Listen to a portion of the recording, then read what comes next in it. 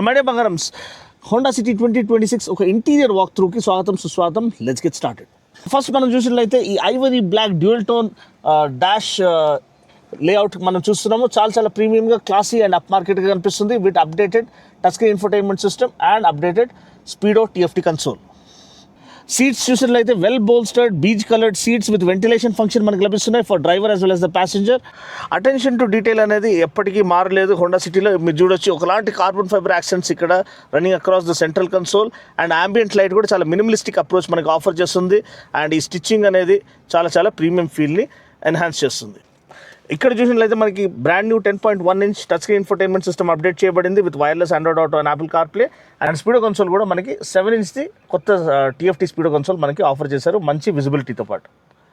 దీంతోపాటు వేరే convenience and add on features చూసినట్లయితే beautifully laid out controls, hardware controls అనేది మనకి ఆటోమేటిక్ క్లైమేట్ కంట్రోల్కి ఇవ్వబడ్డాయి. అది ఫ్యాన్ స్పీడ్ కానివ్వండి, క్లైమేట్ కంట్రోల్ కానివ్వండి, టెంపరేచర్ కంట్రోల్ కానివ్వండి.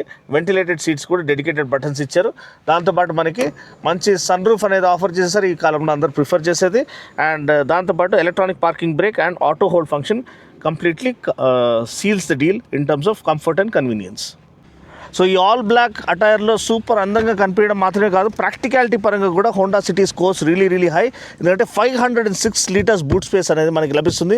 నాకు తెలిసి బెస్ట్ ఇన్ క్లాస్ అని మనం అనుకోవచ్చు.